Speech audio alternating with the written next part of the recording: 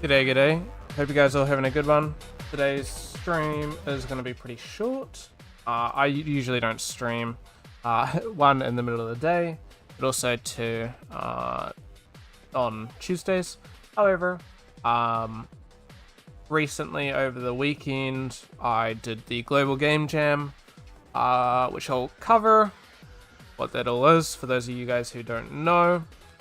However, I'm just going to be discussing how that went and stuff like that. But I did take a day off yesterday because it was pretty big. Quite a lot of work, honestly. I think about 14 hours the first day, about 9 maybe the second day. Maybe a bit over 9. Just because it ended on the, what do you call it? Oh, technically I did it a little bit on the Friday, but it wasn't that much. Maybe like 2 hours or something. Because most people were gone. It was quite a busy day for most people. We only really did the 2 final days. But yeah, so what is the Global Game Jam? For those of you guys who don't know, this was my first Global Game Jam. It is a 48-hour event. However, it is spread across a 1-week timeline. So Monday last week all the way to the Sunday. They do that because of different time zones and different, some people may want to be doing it at the start of the week or at the end of the week and stuff like that, just depending on everybody's schedules. So to schedule it all right, they gave us all a week. And the one that we were doing, hosted by my university, was done over the weekend for the most part. Yeah, so the Global Game Jam, within that 48 hours, you're given a prompt, and this year's theme was Mask. And so you have to design a game that revolves... I mean, it doesn't really have to revolve around Mask. Like, you sort of have a bit of freedom when it comes to the prompt, from my understanding. Like, you can have the game fully themed around it, or you could just incorporate it in some small manner. But as long as you have a mask of some form in it, that's sort of the idea there. I'm just going to quickly bring something up as well.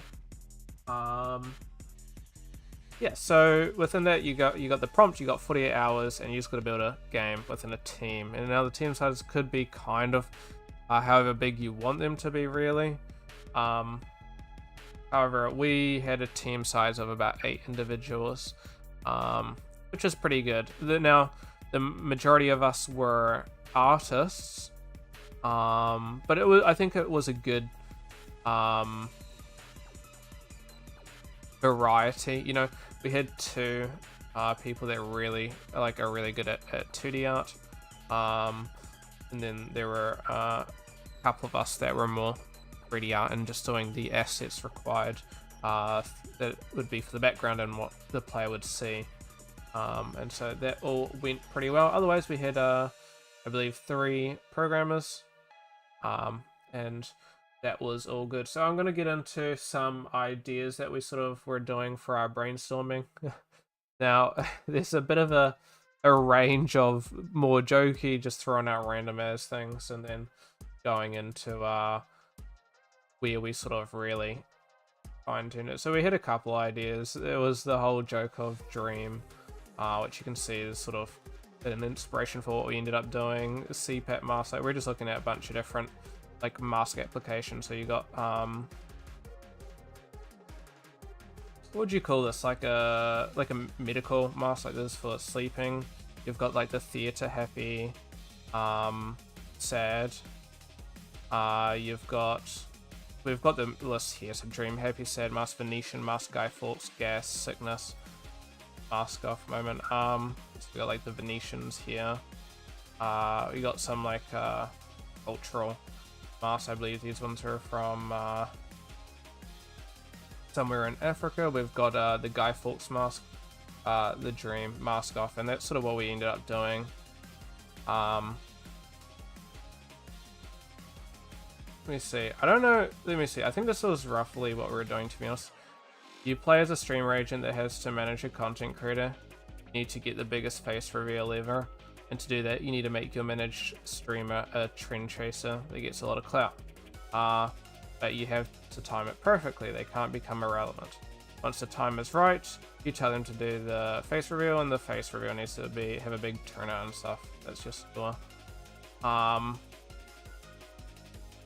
We had a couple different ideas for how we wanted to approach it. Like, we were thinking of even doing like a customize, like you customize the streamer to however you want. However, we had a very short amount of time, to be honest, and here were some ideas. So we had locked in the idea of doing sort of a streamer simulator. Now, it was loosely based off of Dream, but it's not like the game itself is not really at all relevant to Dream, really. We're sort of doing a streamer simulator.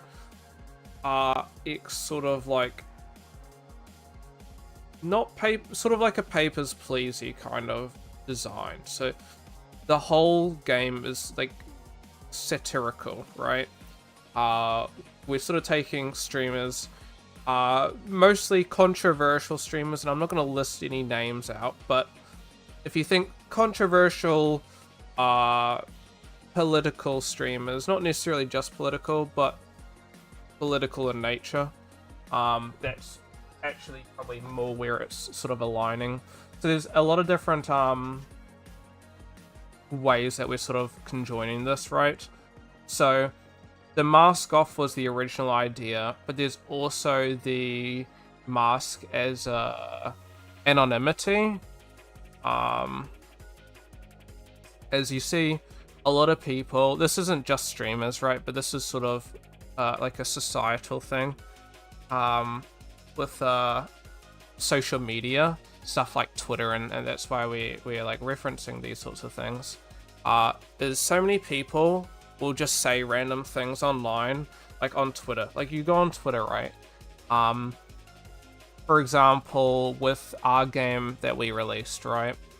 I made a Twitter account for social media reasons. And I have not followed, I think I may have followed like 2 of us devs, but outside of following 2 of us devs, and none of the stuff is relevant because none of us, consume any of this sort of thing. We haven't liked anything either. You look at just the default Twitter stuff. We don't interact with any of it, but it's so much just junk and stuff like that. You just look at it, and it's like, so many people hide behind a mask of anonymity. Yet, we saw, for example, when Twitter released the update to view where people are based from, like what country, we're now seeing that, well, the mask has been revealed. You find some people that are portraying, it may be a political side within a country, yet with the update you find out they aren't even from that country. I'm gonna keep this as loose as possible, but you sort of understand my sentiment there, where it turns out people were wearing a mask. They were pretending to be someone they weren't. And so we're sort of trying to incorporate some aspects of this as well. There's quite actually a bit that we were considering when it came to this, and how we bring this back to masks and stuff like that. So it's not just some like, it is sort of like a satirical stream simulator, but there's a bit more, thought to this, that potentially, is at first glance, I guess. And so we're sort of combining a couple of these different premises to create like a very short product. And honestly, I do feel like it was a very good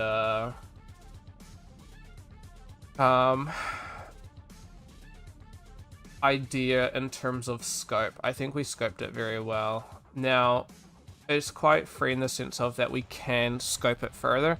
Like, if we wanted to continue with the idea that we originally came up with, You know, we're completely open to that. However, at the same time, you know, the game is full loop complete. It's playable. I hope it's enjoyable, but it is very short. So if we ever wanted to take this anywhere further, we can. However, its product in its current format is, you know, fine. It does the job, and is pretty good, I think, in that matter. So, we were inspired by a couple of games, but we had sort of the idea of having like a chat. This would just be like your typical stereotypical streamer sort of layout. So having like the chat going, you know, the streamer webcam, you know, I got my webcam up, follow account, and then we're gonna have a couple prompts so you could do like some really political post, clip farming, or some like random tweet, like a generic AI is bad tweet, and stuff like that. And then we've sort of changed where things were going. The goal of the game was to have like a score of subscribers, which we changed from subscribers to followers, because I don't know if there's any copyright stuff around subscribers, so we changed it to followers. But the original goal was just for the follower count to go up. And we referenced a couple games, so Needy Streamer Overload, Emily is Away for the hard. So some of these, it's a bit of a mix. Stuff like, we're looking at, No, I'm Not Human, for example. No, I'm Not Human. Sort of as like a reference for like potentially some like visual ideas. You like the like this sort of like scuffed grungy look of it, and stuff like that. So there's a bit of a mix, but Emily is Away, Split, Nito Pet, Night Team 4 Military Hacking Division, Her Story Simulacra, All While Keeping an Eye on You, and some other things like Suzerain. Just as ideas, both like maybe visually, but also how we could approach some like UI design, stuff like that. Most of the stuff I've already covered. So we had the original idea, but then on the Friday, although it had started at 5 o'clock, or a bit after 5 to be honest, everybody else was gone. However, myself and another team member, Jason, hopped on a call and decided we needed to have a bit further a discussion on the idea, because we had some ideas, but neither of us were like completely locked in, like we know exactly what's going. We could make a whole game out of this, our prior discussions. So we decided, let's go write down some ideas for concerns. We'll just have a bit of a chat.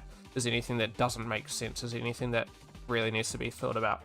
And these concerns were locked around an important, I don't know whose quote it is, but this idea, this premise, if a game can be played without a system, then why should the system be included? Make sure everything we decide to put in the limited time, our limited time into, is relevant and important to the functionality of the game. If we can remove the system from the game with no real impact on the gameplay, then either don't add it or relegate it to the end if we have spare time. This was the key thing. With 48 hours to make a game, or less than 48 hours because we skipped the first day, we really had to make the most of the available time we had. And so locking in ideas, because we had a bunch of extra ideas that we were considering, but potentially weren't relevant. Stuff like clip farming. Is clip farming something relevant to implement? You know what I mean? How can you separate clip farming from other things? Like we wanted to do collaborating, but how do you differ clip farming to collaborating, and how do you differ clip farming to making like a political post on a social media? You know what I mean? In some regards, making a political post on social media is a clip farming. You're trying to generate some form of relevancy. So we merged some ideas and stuff like that. So our concerns that we had with our original idea, how do we design the choices to make the player understand how and why they made the right or wrong decision? If everything is randomized, however, then how would it be engaging enough to click random buttons till the end? This was important because we're planning on just having a couple set options and you can choose the options. But if you don't know, like if your choice was, for example, you had 3 options in one day, and you could choose one of them, make a comment about the genocide and children, clip farm, or generic AI bad. Is it a positive post about the genocide? Are you like, sharing your feelings, maybe giving money to a charity to help with it? You can't really gather that from this comment. Clip farming, I don't know, I don't know, there's some people that have gained success via clip farming, there's people that have lost success via clip farming. So the idea that it's quite an ambiguous sort of choice there. Like, how does the player know what's going to result from that? And then a generic AI's bad tweet or whatever, right? Like, that's great, but it sort of doesn't really get anywhere. Just doing a random, this stinks. Maybe creating something a bit more impactful. And stuff like that. So, how do you really make everything sort of open to the player? And then with that, we sort of came up with the idea. I think we technically had this idea before. We were going to have a bit of a banner, but we made it into like a whole thing of like a news posts at the start of the day, and you can base your choices, all the choices, relate to the news post at the start of the day. However, you have to read the news post to know what choice is going to give you the right answer. So you can get through the game without reading the newspaper. However, it's kind of luck.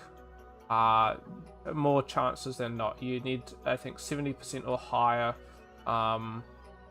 reputation to get the good ending. So more chances you're going to do bad then. As a lot of our choices have relevancy to some important stuff. So yeah, the other thing was we could do randomized stuff, but then if it's randomized, then potentially something that is openly negative could therefore give you a positive result, and you don't want that, right? Out of the 3 options, e.g. collab, clip farm, and tweak different gameplay, I sort of talked about this a little bit earlier. Would it be better to have a single element rather than, 3 different elements that essentially do the exact same thing? And with that, we join stuff. And I think this is sort of relevant when designing your choices with your games and stuff like that. This is something that we had to discuss with our game Blackthorn's Manor when myself and my team were working on that. Was, we had a couple ideas for some mechanics and stuff. Then how do you make them relevant and feel different and stuff like that? So there's some stuff that we've removed from Blackthorn's Manor that potentially would have been cool. Like, one example, I mean, we removed the phone. We're going to add the phone, but we just didn't have the system to support the phone. We had some basic lore told via the phone, but realistically, we didn't really need a whole system for just a little bit of lore, right? We ended up just removing the phone. Or at the start, we had the ethereal potion. For those who have played the game, it's who haven't played the game, something that allows you to go through walls and stuff like that. Originally, and I don't think really we ever talked about this, but originally the ethereal potion was going to allow you to see text on walls and stuff like that. However, having a whole system just to be able to see a text on the wall to get through a single code, what happens if they don't see the text? Making a whole system just to be able to see things, unless it's like a center point of gameplay, it sort of seems a bit weird. But we had it wasn't even a charge system, it was like you need to find a thing, drink it, that gives you limited time to see it, and then that's it. It just wasn't worth having, so we completely overhauled that system, and that's sort of relevant here. You know, making sure that everything sort of has its purpose, and its purpose differs enough to the point of it being valuable to have. Sort of covered there.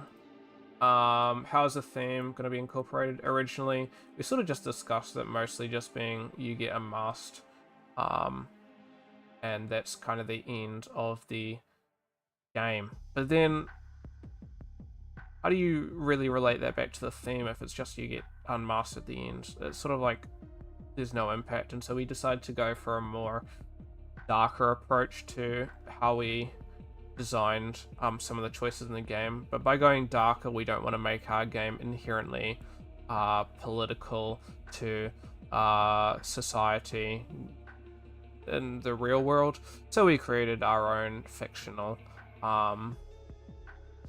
political events, I guess, and so you can sort of separate them from each other, but there is a little bit of overlap, right?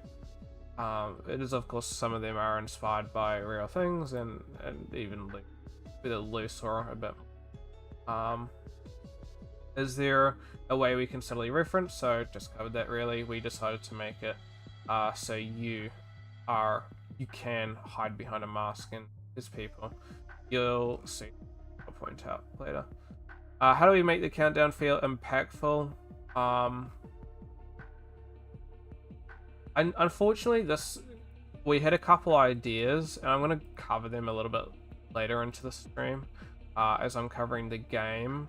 However, we sort of didn't really hit this one as well. I think there's a pretty decent, it's like fine, you know, it all thematically makes sense, but I do think the impact of the days counting down could be more impactful, and I had a very good idea to do it. And I had made the idea, however, it needed to be implemented, and the game, it is one of those things of the talking point of if it can be played without it, do you need to add it? The game could be inherently played without it, so we needed to prioritize other more important things like systems that were broken or needed to be added to be able to complete the game.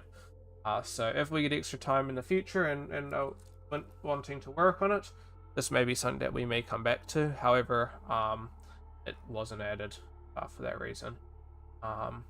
So that's kind of that. So you can sort of see our game here. I will bring up the game shortly. However, yeah, so a great team. For the sake of anonymity, I don't know if people want to share their real names, so I'll just say names as they are here. Little Gucci Gang 3000, Sephiroth, Jacob, who was part of my team at Era 404. Well, technically still is, but we're not doing it really. Honey Kiwi, Mystical Awesome, Inksy, and Swingy Man 1. So the premise of our game, you are a streamer balancing how many followers you have and how happy they are with you. Managing how you respond to current events both on Twitter and Kick will allow you to grow your audience. However, be careful as not everyone will like how you respond to events. You may lose reputation. At the end of the game, you'll take off your mask, reveal yourself, but your audience will judge you based off your prior choices. Do you have a successful face reveal or not? We used Unreal Engine 5 to create it, 5.5.4 to be specific. We were going to be using 5.7.2, but then the computers at our university, where some of our members were working from, they had 5.7.1, and for those of you who know how Unreal Engine works, you cannot use that. Not going to let you launch. You need to use the latest patch, and for that they were sort of locked out because IT would need to update all the computers, and that just not viable after the 48 hours had started as well. So yeah, we used that, mostly Unreal Engine because our team mostly had the most experience. Like, that was the experience that most of the members had. And now, in some regards, Jacob and I had a lot of experience in Unity, as our last game had been done in Unity. However, we were making a game that it is both a fairly visual game, but also a code game. But you know, for the visual sides of things, we were a bit more comfortable. Even after the year of Unity, I still prefer Unreal Engine for visual related things. That's a preference, but I would say it's probably I think for like 3D basic games, yeah, you know what I mean, like visuals, not having, you know, multiple years to refine and design a clear visual style to our game. Now, we did have a basic style. We were going pretty retro. We could have spent a bit more time implementing some more stuff, but it's not like a super high-end game. I mean, you can do some expansion in terms of it. Like, I know some people say that there's the Unreal Engine look, but you know, you look at Marvel Rivals. There's another game that I can't remember off the top of my head. Supervive. Games like these, you know, they're quite a bit different. So you can 100% make games that aren't like super realistic. I would say our game doesn't really look too crazy realistic in terms of Unreal Engine. Like, you could make something that looks just the exact same essentially in Unity, so it wasn't really too relevant, but it was quick enough to the point where we had that turnover. I think well, everything that's in the game I think was made in Blender 3D wise. I think we had one member who was making something in Maya. However, that didn't get added to the game, unfortunately, because we ran out of time. So yeah, I've been getting onto learning some Blender, so that was helpful to learn a couple of things for that. Substance Painter for a couple of assets. It was pretty much just me. I don't think Jacob used Substance. He was just in in Photoshop. Rhizome UV was me. Jacob used Photoshop and I used the same purpose, just different program. I don't think... Oh, I may have Photoshop installed. I did. But I haven't did it in months. Not maybe here. Anyway, with that, I'm going to open up the game.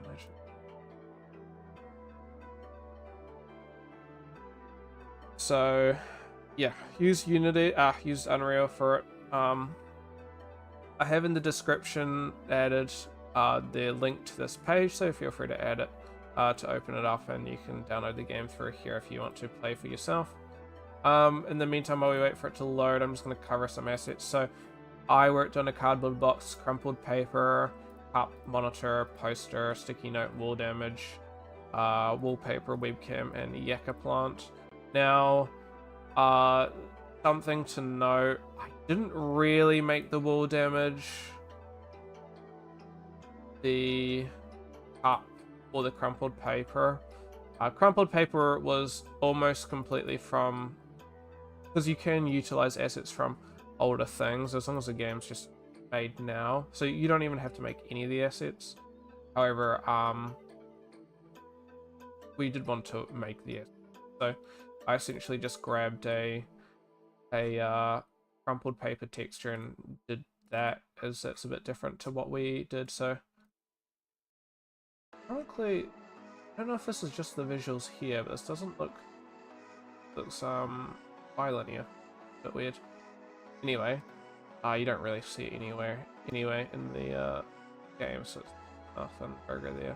These are just what we grabbed from last time, and I've just gone and grabbed an image that was free. Cups as well, same story. I did do some adjustments to the cups to make it fit the art style because they look a bit different in our game, as well as I combined the two textures because Unity requires the two textures to be separate. However, Unreal, luckily, they can be combined into the one. So, but I don't think we even had transparency or anything, so it was a non-issue anyway. They could be that. However, we had Jacob making the mouse. Came out pretty good. I actually haven't seen the mouse, so this is okay. pretty cool though. What else? He made the is funny. It's just an alien weird computer on and made some adjustments to the table. Nice. And the trash bin there. Not pretty good.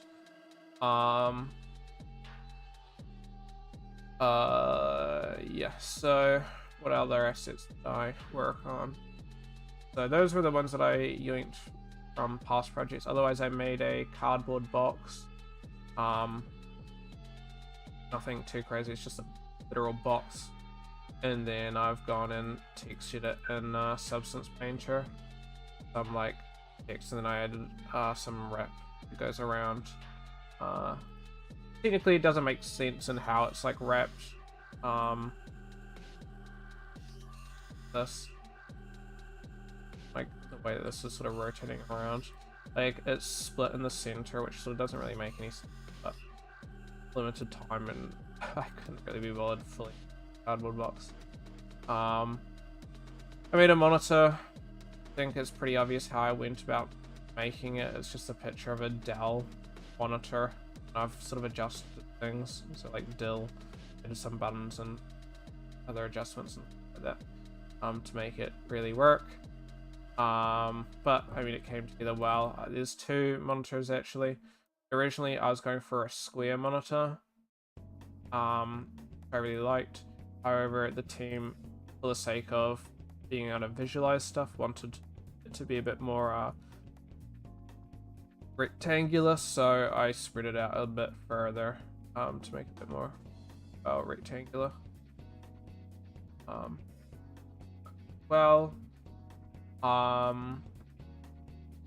Poster, found a poster online, CCO and everything, which everything that I've grabbed at least, I don't know, the CCO, outside of technically like the Dell monitor, but I've made some adjustments to it to the point really that. And then I've done 3 versions, so going in with my prompt of how can we make the days feel different, hard to really see. Oh, you can sort of see in here, right? This is originally what the first day was going to look like. However, as you can see, this is the first day here. It looks quite a bit different. What we're going to do is ramp up the damage. So it's just going to be a really clean scene. Going to the second one where we add some dirt, some more build up in terms of stuff being around, ripped poster. And then like heaps of damage, even further ripped. Stuff everywhere. It's going to be really awesome, and I'm a little bit disappointed that we couldn't get it in time, but it's all understandable. What else did I work on? Sticky note, which you can see here, saying, you know, remember to check twit and go on to kick. That's just like a subtle, what do you call it? Just like a reminder to the player without explaining what to do and what not to do. Something that proved to be a bit of a pain was getting these blinking really noticeable, to be honest. I hope people appreciate it, but it was something that was a bit of a pain to do. I think most of it was because it's been like about a year since I'd done like material stuff really in Unreal to like a decent extent. So there's that. Wall damage was actually from an old project from Black Flint's Banner, and I've gone in. Okay, so I'm guessing this always sets everything to be bilinear, this viewer. However, this is nearest neighbor and everything. Let's see. These here, they can actually really cool. We actually use those for our games. Same with this wallpaper, we use actually for other game, and I've just gone and did it to be very small. Jacob did also work on the roof, but you don't actually see the roof, which is kind of sucky because it does look really cool, but that was going to need some major adjustments. Webcam, just a Logitech webcam, you know, got some references online, and a new ref update.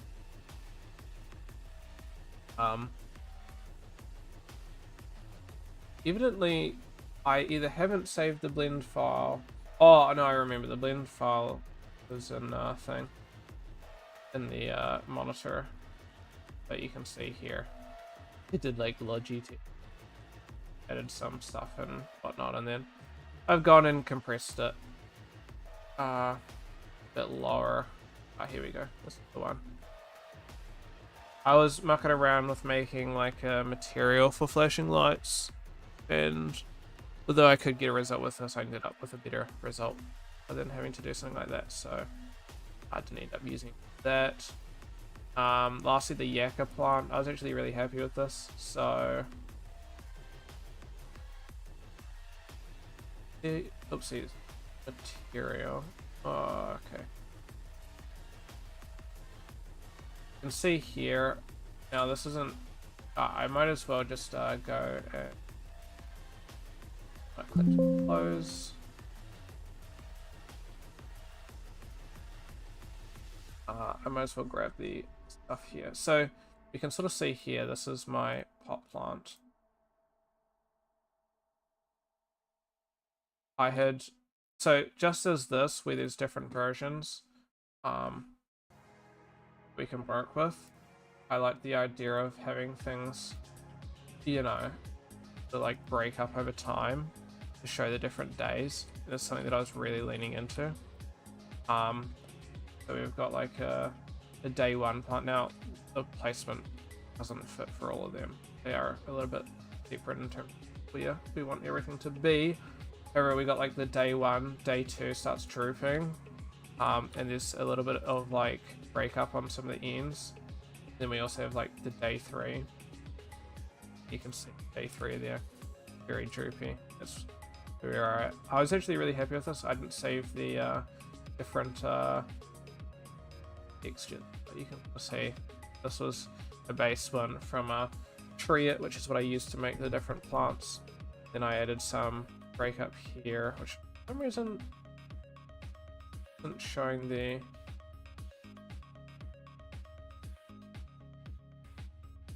let's see the damage that I added. I just textured it here. There you go. You can sort of see how I added some like little rips and breaks into the little burns. Really broke it up, this one. Which I was really happy with. I am not really one to really texture my own things. In a 2D platform, I usually use Substance Painter. However, for the sake of this, I found it was going to be a bit more better to use Affinity. And actually from that, I've learned some interesting new things. This one's pretty cool. I'll show those who don't know. It will launch Affinity. Now, this isn't something no, completely new to potentially everyone. However, those you guys will probably know that you can mask, and through masking you can hide stuff. I found this was pretty to set the rays, and this is another way of breaking things up. Example, of course, by your pixel. I don't think it changes based off of different colors, don't it? We'll see how that can be pretty cool, and that's what I ended up using for that. A lot of different stuff. Some of the brushes actually I was using ones, I think.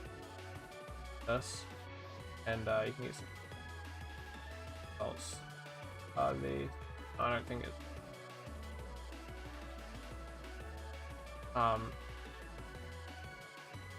really relevant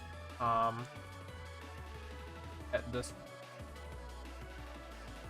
I remember if I was using, I think it was the expert, I don't know. Oh yeah, it's this. Like, look at these. I didn't know that we had this option here. it sort of like breaks it up, you know what I mean? Like it sort of goes really cool. Also, I think, you know, probably everything, but I haven't really fucked around with brushes and stuff like that much, so I'd really get some. I need to get some cool results instead of just really flat coloring.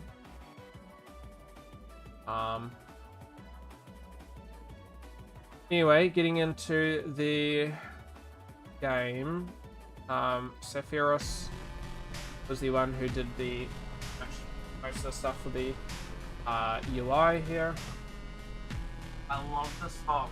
Okay, so I really need to go into this really. A while ago for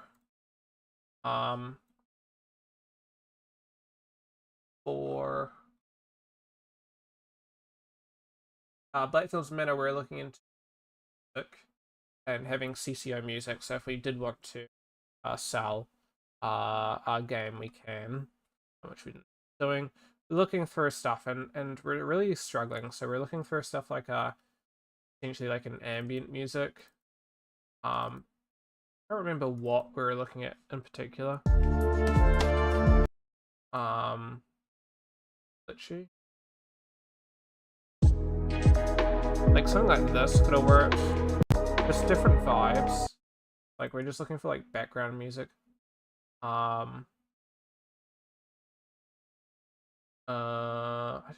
What else? Maybe we got ambient stuff here, and some of these were pretty good as well. I don't think like any of these are, like perfect though. I was thinking even going over synth, because there's also some synth here as well.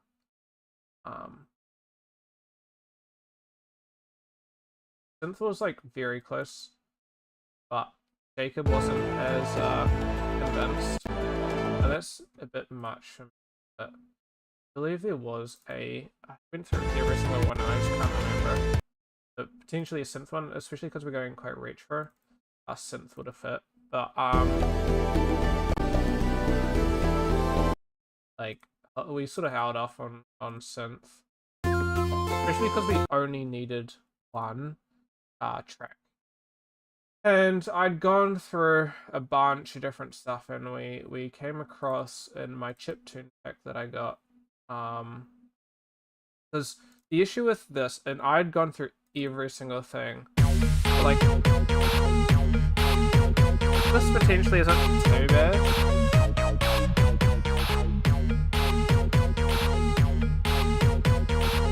But the issue that I was running into is a lot of these are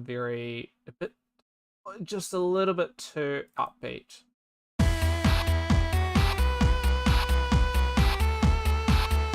A little bit too upbeat for what we were really wanting to go with.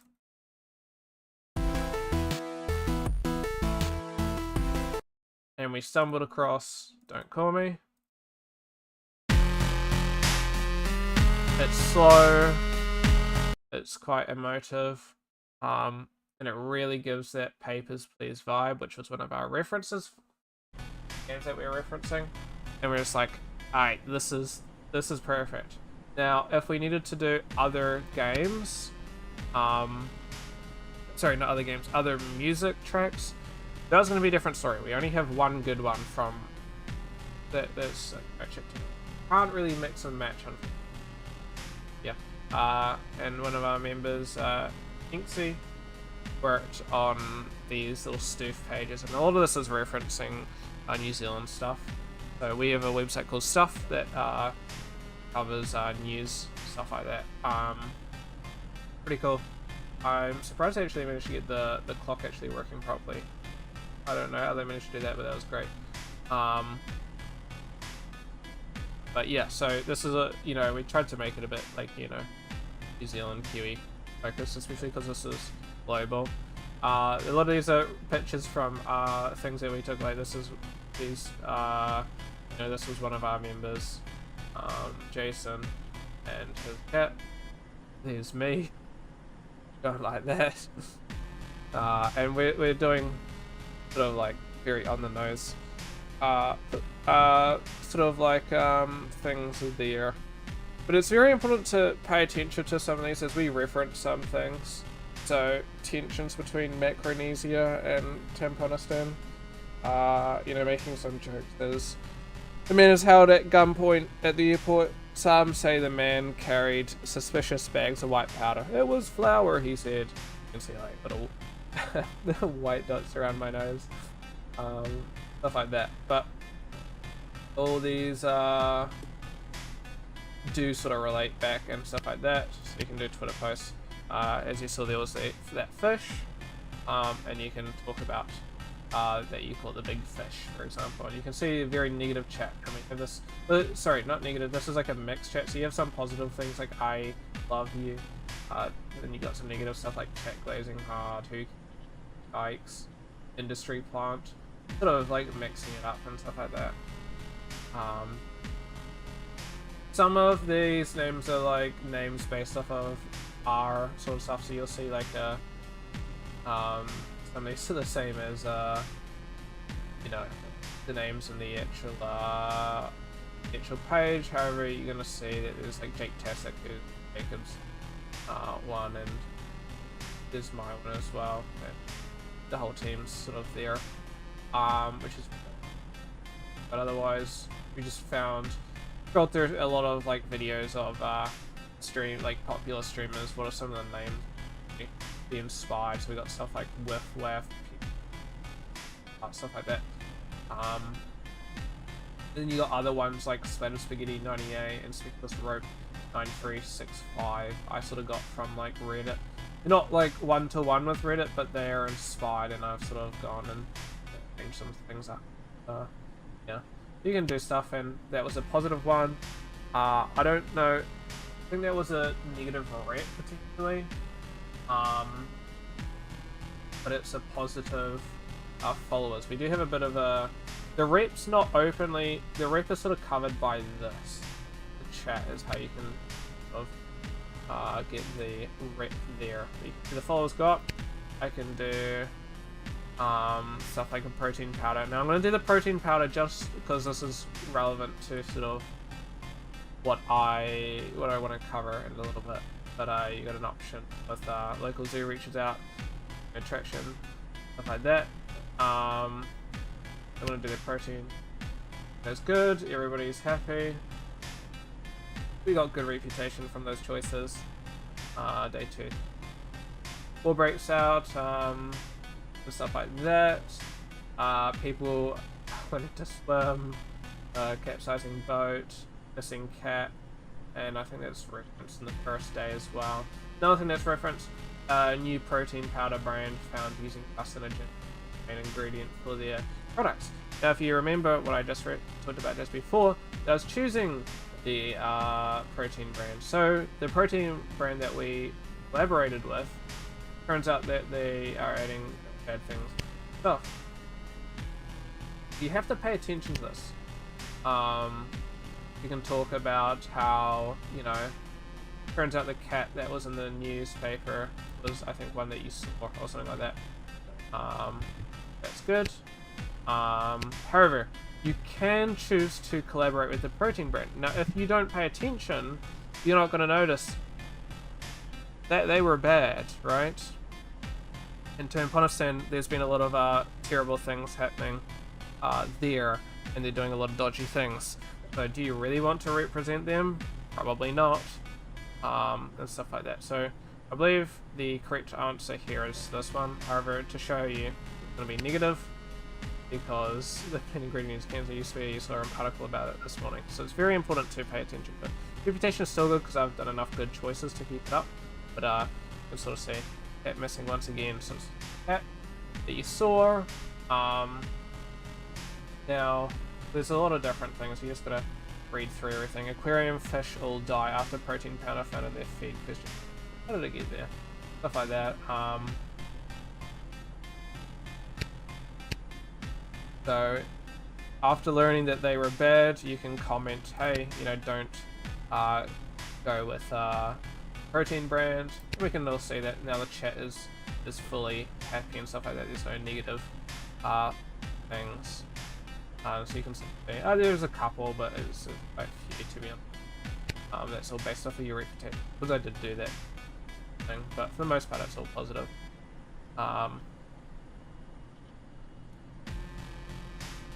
But yeah, so you could either go aquarium, local fishing trip, or peaches. Now we know that Antopia is bad, so you don't really want to do that.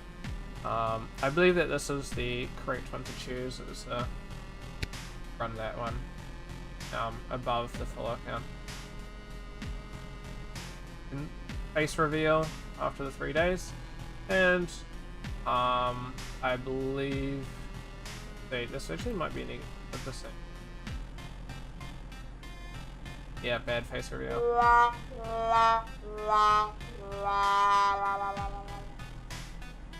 And well, that's the end of the game. So you just have to be careful on how you choose. I think that last choice was the wrong one. Yeah, so you can. I'll show you the positive one. This is fine because you don't know about it. I believe. Click, click. Reputation is poor. Okay, so that was the wrong choice. Yes, good. Obviously doing that is good. Okay, we got positive. There are levels to these as well. I'll get into it. A bad, and here we go. Be a positive one.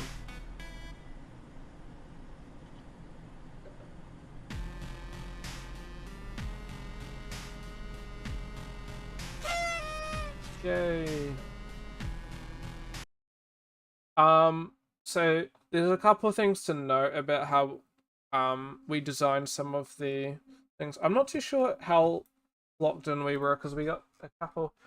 We were like, we've not done the assets we wanted to include, and we have quite a bit of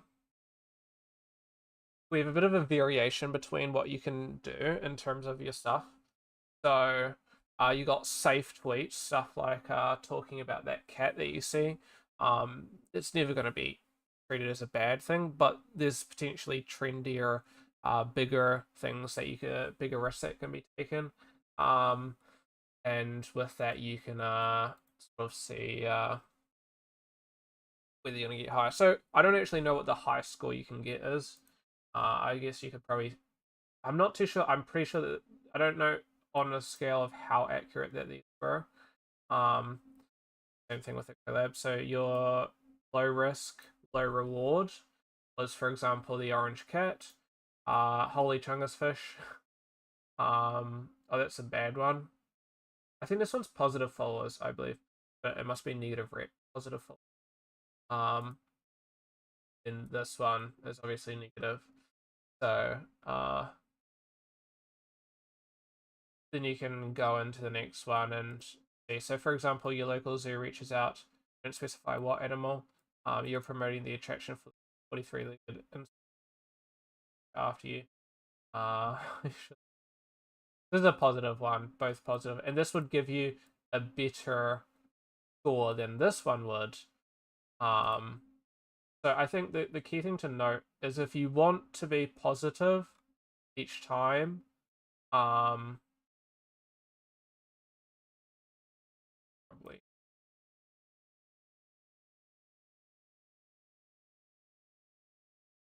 slightly different color, isn't it?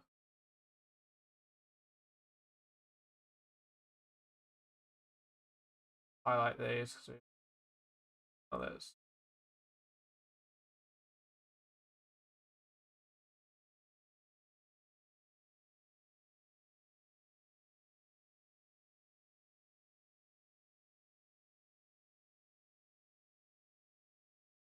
You can sort of see how there's sort of like a variation in terms of the outcomes, and they're positive or negative. Realistically, you never want to choose the negative one, but I think like this one, If you do, I don't know how accurate this is because it hasn't been completely written in, so I'm not too sure if this is 100% accurate. But if you choose this risky one, maybe you gain rep even though you lose followers.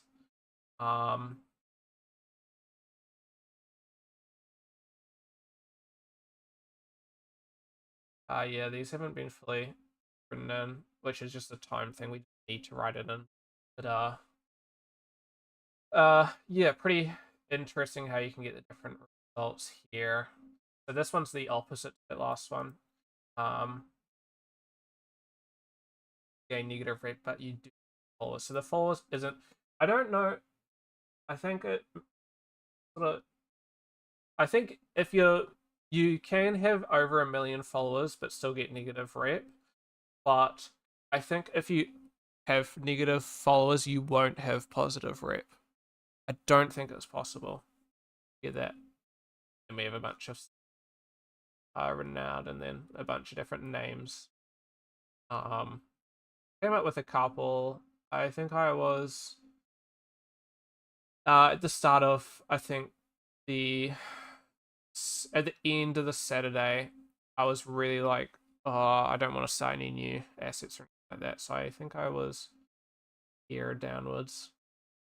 And then we came up with some of these. So I don't know how much. I didn't do maybe about maybe like and some of these. I ended up coming up with a couple like spammy ones because I saw that some people spam.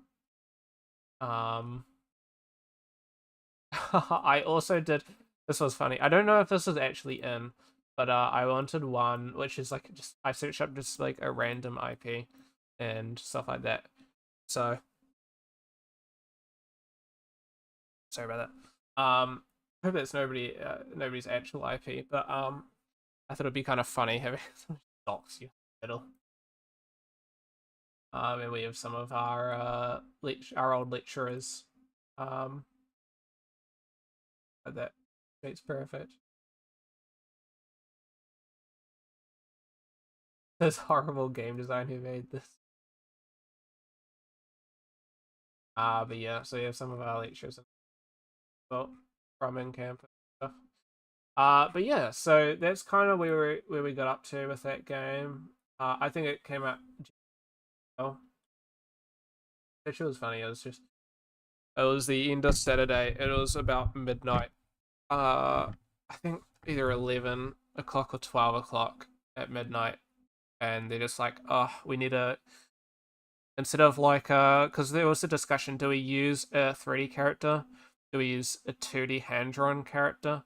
Or do we do because these guys were very who I was working with were actually really good, and they had worked on another game jam last year and did really well. And last time they took a picture of somebody and just used the picture. And so through that, I sort of said, which one do we want to do? Whether a 3D character, and we could just use something from Mixamo and make a mask or stuff like that. And then in the end, it was just one of us. We're going to take a picture and we'll just use that and do some basic animation and real. And I was like, oh, I don't mind. So just a picture of me. And the idea behind it was I turned off my light. This was like midnight, so it was pitch black, and it was just lit by my. I'll see if I can find the actual. Yeah.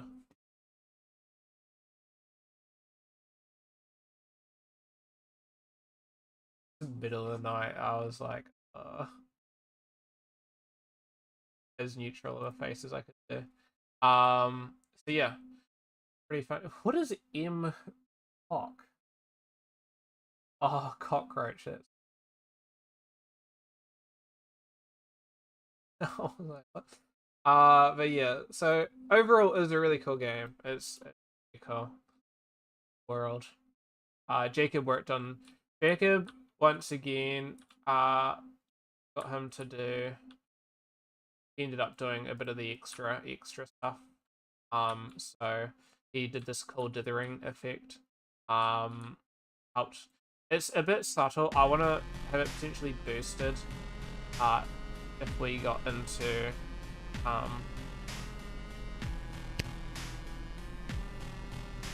think there's background audio, but I think it's a bit too quiet. Yeah, I'd love for it to be a bit louder because you don't really hear it over the music.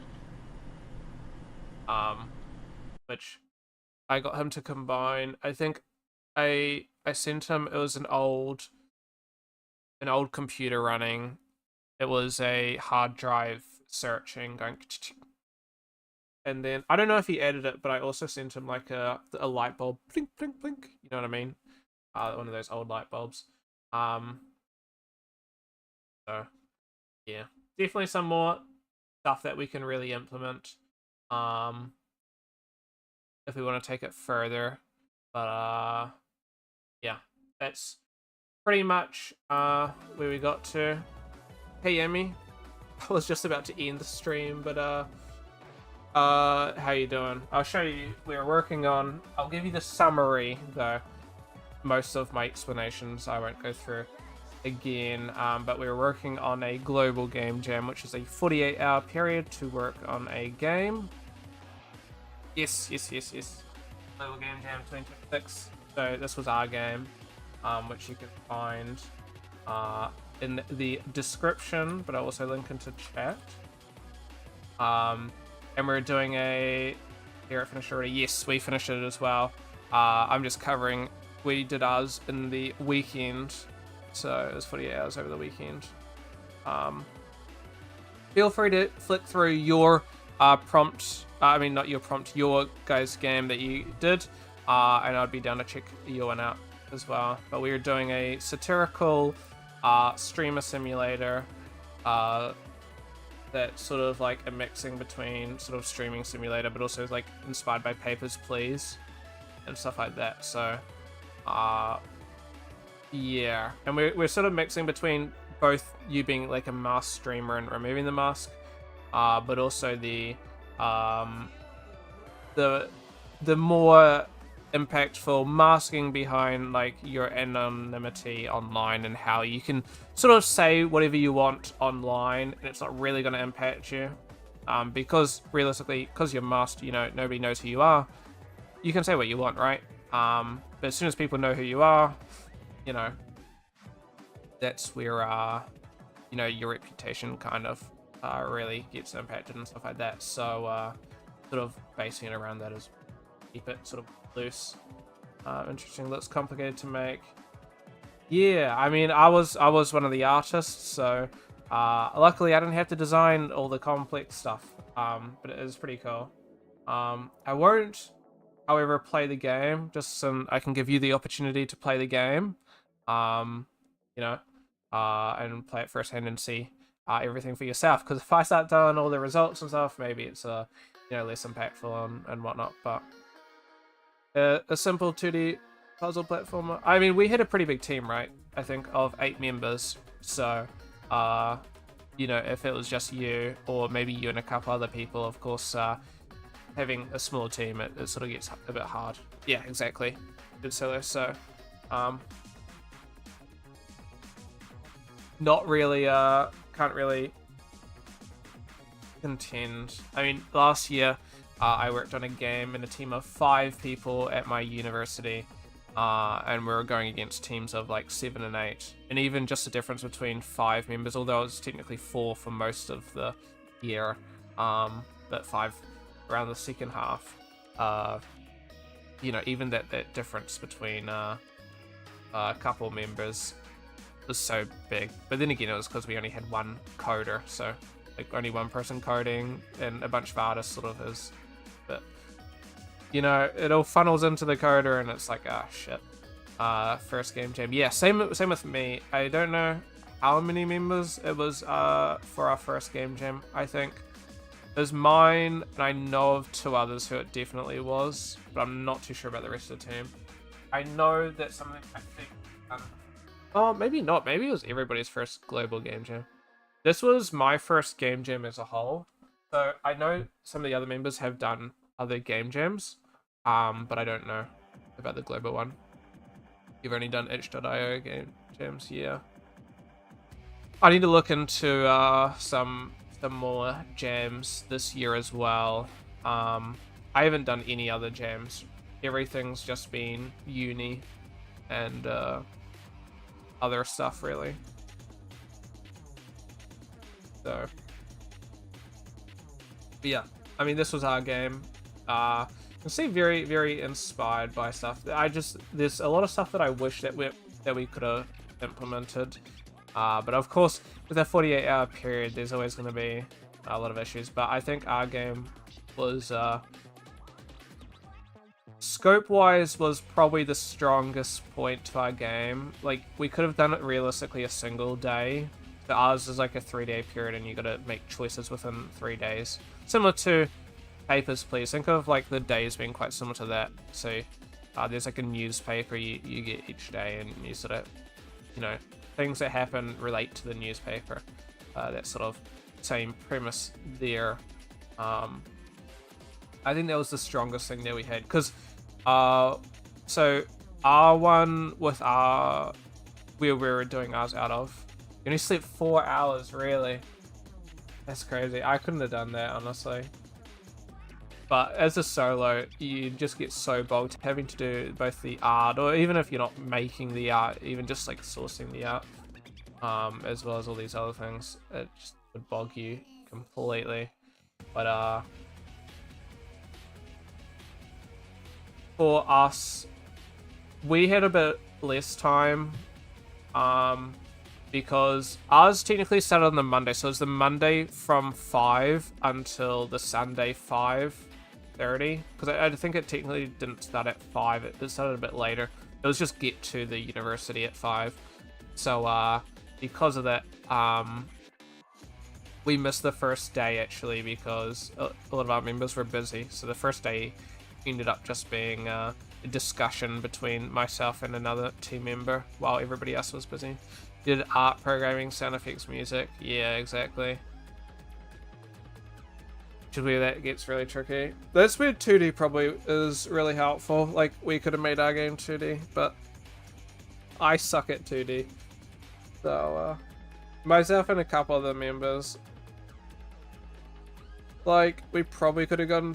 We had some members that were very good at 2D, however, and so they worked on, like, the monitor computer stuff, whereas me, like, you know, I was making, you know, pot plant stuff, and I kind of like the idea of having the 3D environment added, like, a little bit of a cool touch to it. I don't think it would work as well. The 3D is worse than PS1 models, really. Well, this is really interesting. So I'm like myself and another member are more realism. So we do not like hyper realism, right? But realism focused models, and stuff like that is our specialty. And so going into this was a little bit weird, as like, so here's an example of some of the stuff that I work on, right? I guess these are examples. There's like a Dawnwalker brooch for the game Dawnwalker. It's just an inspiration. Did a competition and won a competition for that. Some fields. I don't know why this is coming.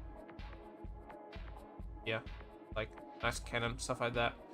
So definitely like more realism.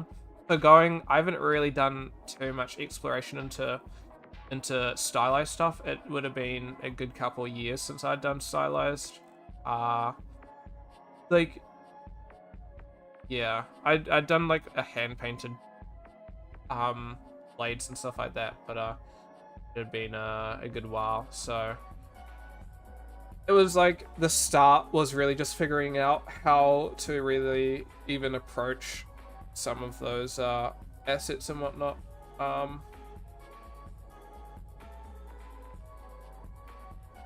Also, I can't see if you have linked your Game Jam link.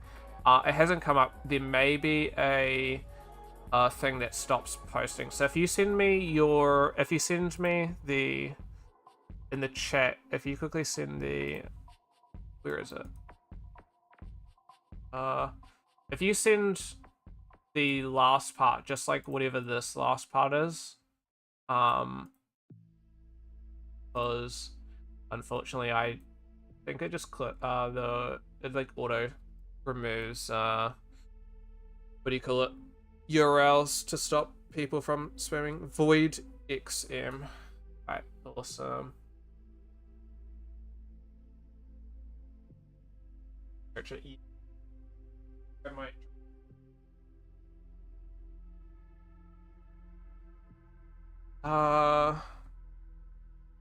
Void XM.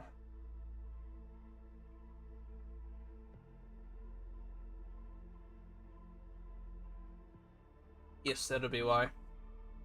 Alright, I haven't used the site too much for searching. At least it's loading. I don't know if you're on the last couple of days, but it's been it's been crashing.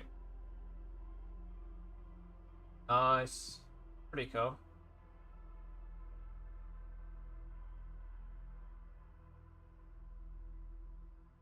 I'll definitely give it a check out. I'll use Godot as well.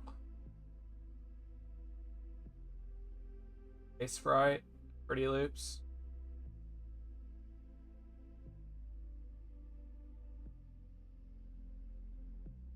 Yeah, that's pretty cool. Love the little face over there as well. Side scroller, yeah.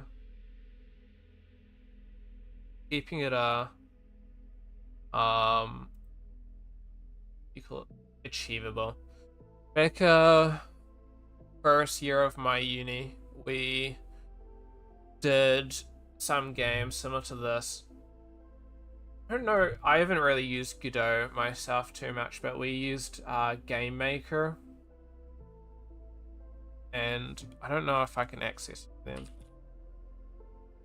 But we have we used to use Game Maker. I have a heap of games on here. I think I have to do, let me just quickly change here, just because I think there's fun and stuff. It loads in. Nope, you're perfect. Okay, well, although we're in, all my games and stuff are gone. Caves.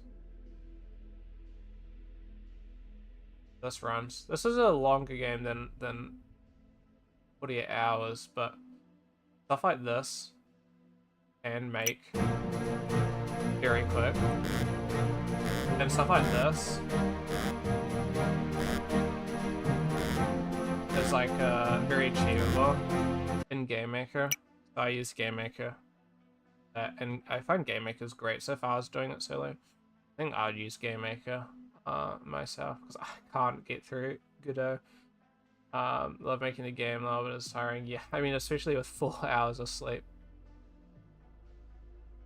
I think that's like one of the pros. So back in uni, when we were starting, we used Game Maker and we'd pretty much have like one class, which was a couple of hours, and we'd have to make something. So we sort of did stuff like we made a really basic Sokoban game, which is like pushing blocks.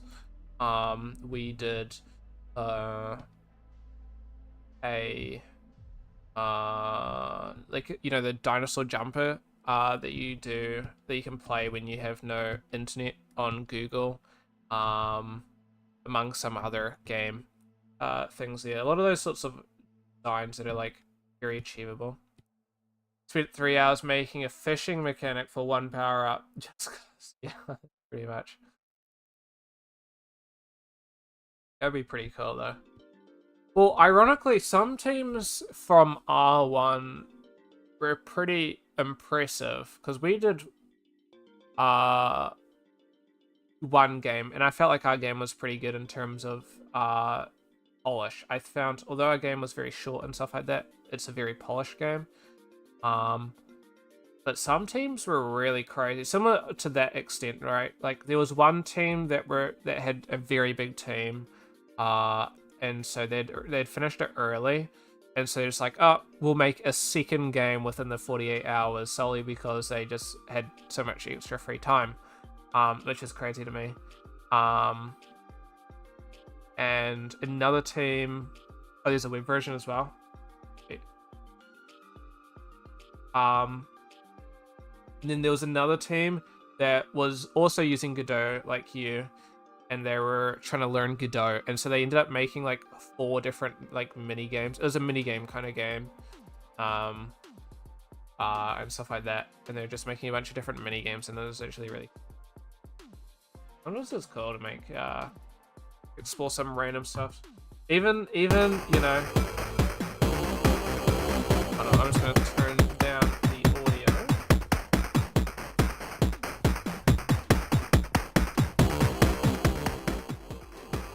There we go.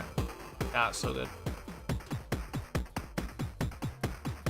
Fine for me, but it wouldn't have it set up. And oh, you got a full-on story. The Undead World, Sadness, Pain, and Doubt. The Destiny Beast, Dagi, collected all of the Dark Orbs, and now reigns supreme. Each of his angels now guard one orb.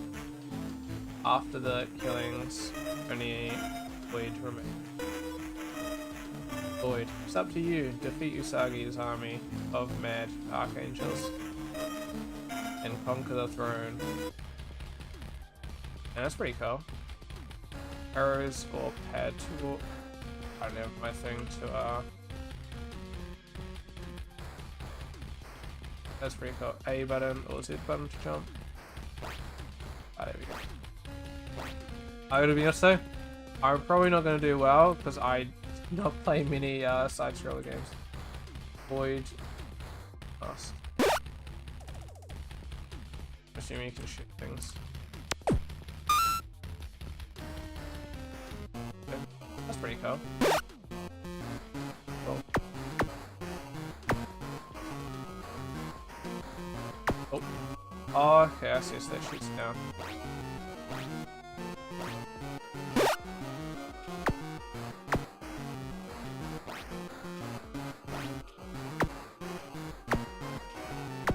Here we go. Keep going. Ah, there we go.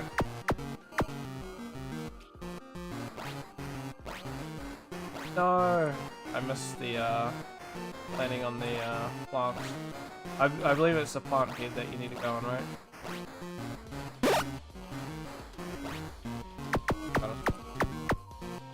Oh my gosh, okay, miss him, but... okay, this is because I don't play any of these kinds of games. I pressed X instead of C. There we go. That's cool. Oh, well. That's cool. There we go, we get this one. I made this look so easy. There we go. That was a really cool game though.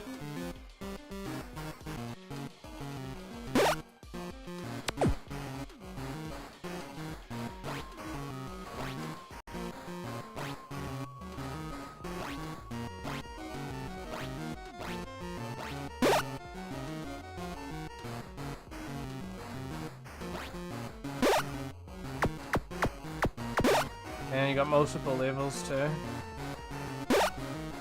That's always cool. Oh shit.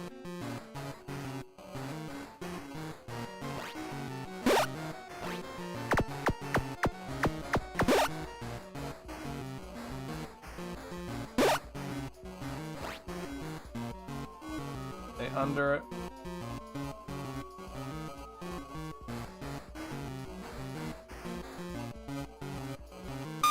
Damn. That's pretty cool. Quite a lot that you can do with the game. Oh, here we go. You got a boss fight as well. Boom.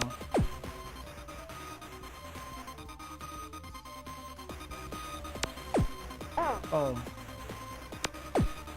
Oh. That split me. Boom.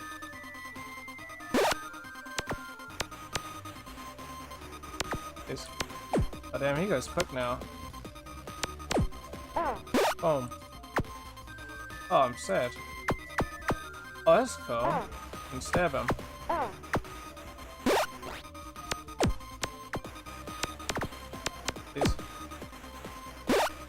His stabbing's probably gonna be the obvious option here. Damn, we got the mask. Nice, that's really cool. I'm glad I didn't fail too much, because that would have been embarrassing. You got the music done as well. That was really cool.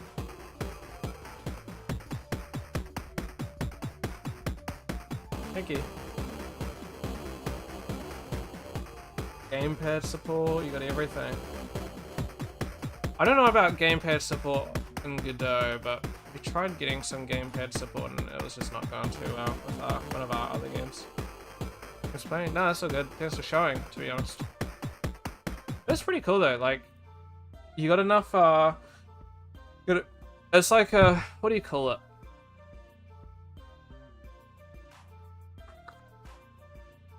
Like, you have a story, you have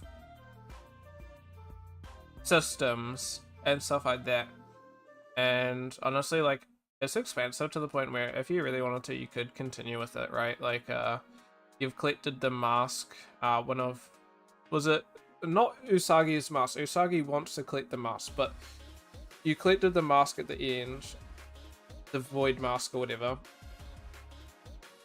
And after that, like, you know what I mean? Using your void mask, you can go and attack Usagi and his crew, right? And stuff like that. Like, you got a pretty cool game premise there, to the point where you can expand upon the existing game you have and really create a fully fleshed out game if you really wanted to. So, like, you know what I mean? I think that's a really cool game that you got going, and honestly, if you really wanted to, you could take that even further and create something really cool out of it. 4 more worlds, yeah, that'll be really cool.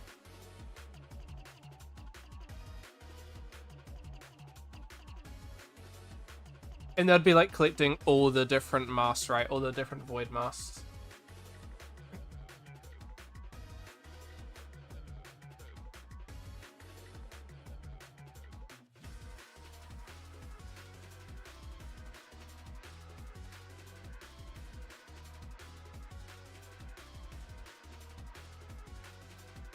No, honestly, that's really cool though.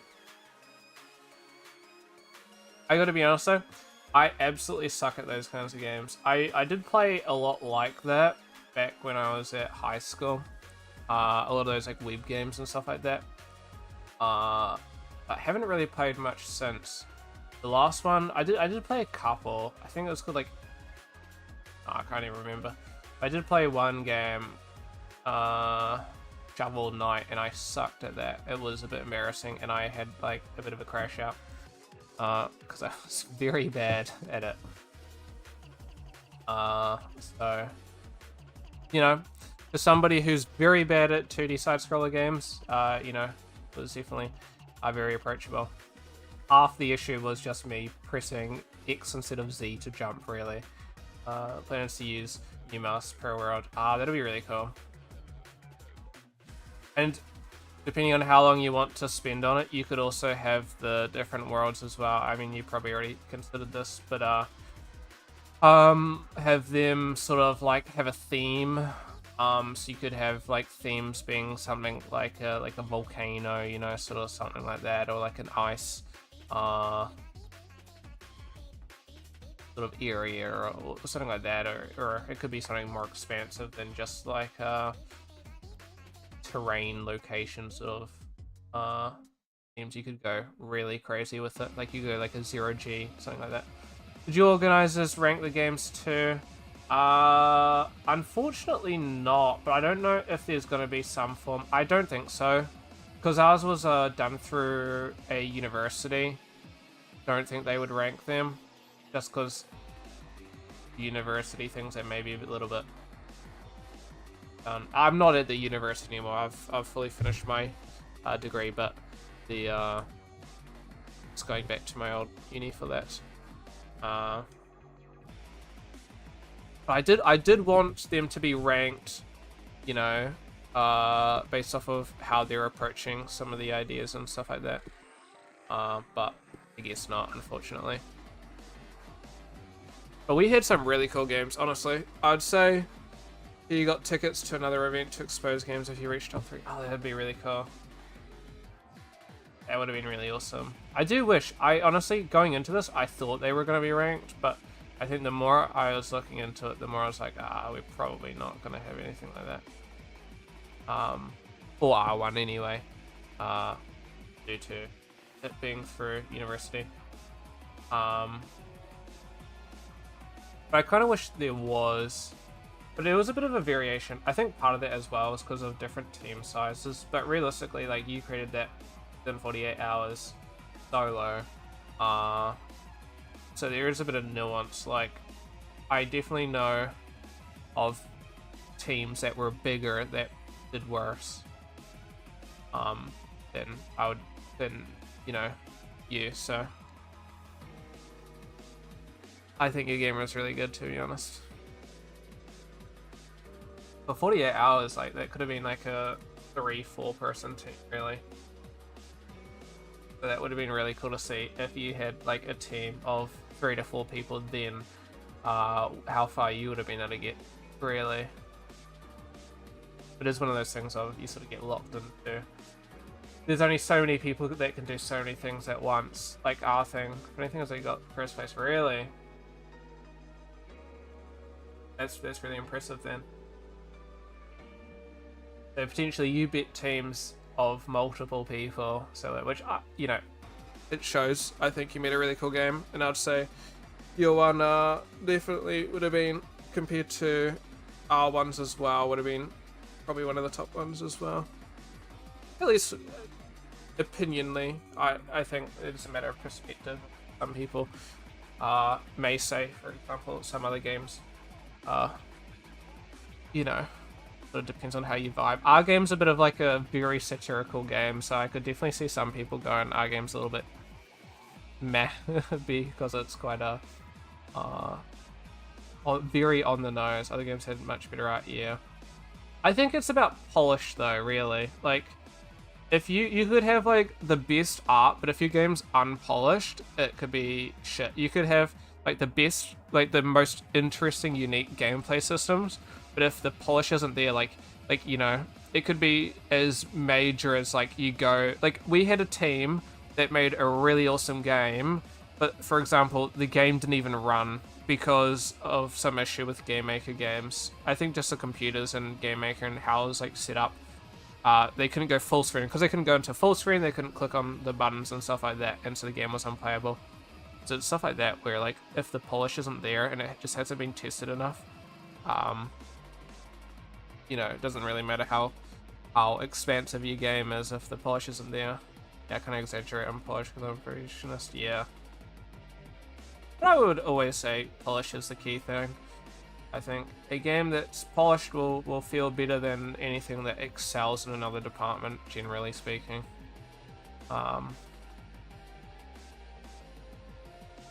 Without polished, things can start feeling a bit clunky. That's something that we did.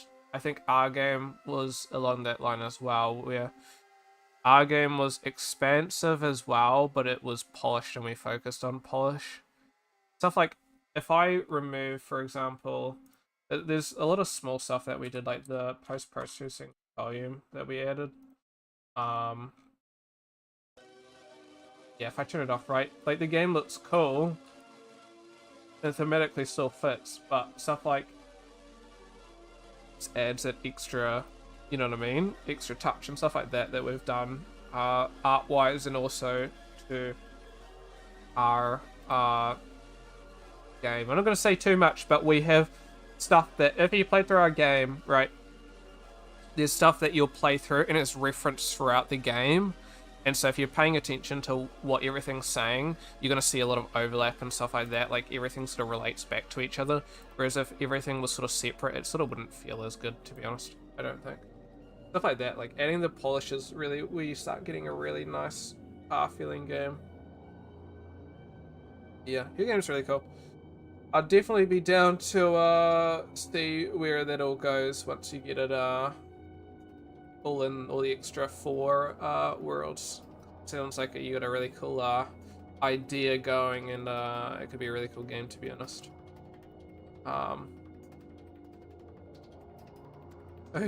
I wouldn't recommend spending only 4 hours of sleep, you know, in further times. I just followed you on Itch. Hey, thank you. I'll do the same as well.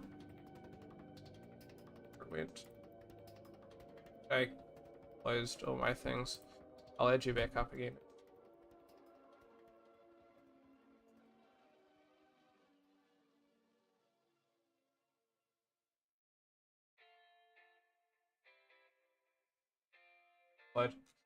Wait, I'll definitely go and have to check out once you get your full game in there.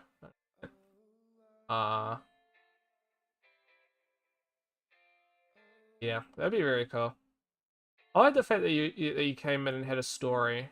I think that was pretty impressive, to be honest. Because I don't think, from what I saw, there was only of the ones that was within our group of people making the games. Only I think one team really had a full-on story, but then that was a story, like it was a visual novel game. So in fairness, it was a very long story, but it was as a visual novel, right?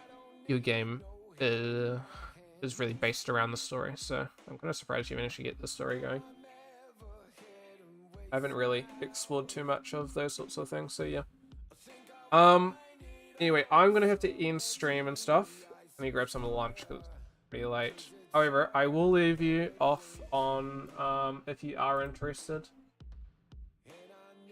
I have worked on a game all of last year, and if you want to check out some of the other stuff that I work on, that is a game that I worked on of over last year, and yeah.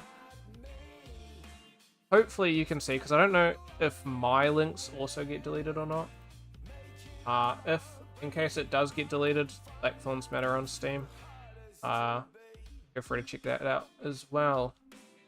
Yeah, we got a lot. Which, I would warn you though, there is a variance, there are levels to them. So this one's just an alpha to the Steam game that we have. You can also find the link there, but it is stuff like this, for example, like these 3 are high school games. I think Breakout was a mobile game, but I mostly use my itch to show off some of the more polished things that came out of my university. You can sort of see these like first year games, second year. Actually, this was third year. These were all third year. Yeah, feel free to check them out. They may also be pretty interesting as well. But yeah, you have a good one. I should in your university games groups. Yeah, fair. Rejected at the time. Really? The bummer. Maybe you got rejected because you're gonna make such a cool game and it was like, you know, character building.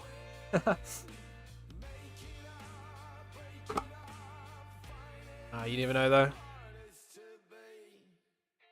Anywho, I'm gonna have to end stream.